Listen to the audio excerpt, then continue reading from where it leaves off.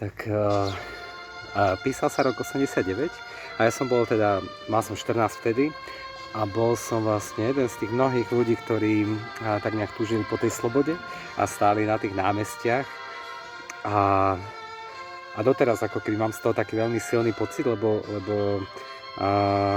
to vnímam tak, že sme si vlastne vtedy tú slobodu takým pokojným spôsobom vybojovali. A hej, no potom to obdobie, čo prišlo, potom bolo také náročné, lebo si ľudia začali míliť slobodu s takou bezhraničnosťou a anarchiou. A ja som si uvedomil, že aj v našej spoločnosti je vlastne taká veľká téma, taká tá známa veta, že moja sloboda končí tam, kde začína sloboda niekoho druhého. A možno aj preto vlastne vás chcem pozvať na ten workshop, ktorý sa bude konať. A možno budeme spoločne pátrať, že koľkokrát sa nám v živote stáva, že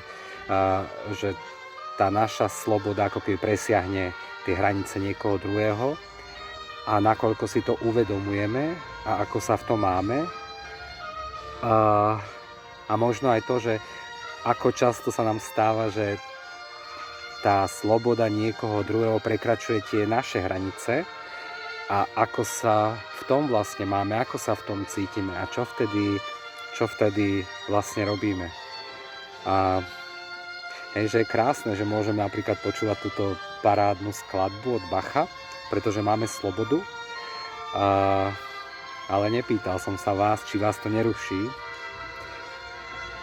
Tak a keďže moja sloboda končí tam, kde začína tá vaša, tak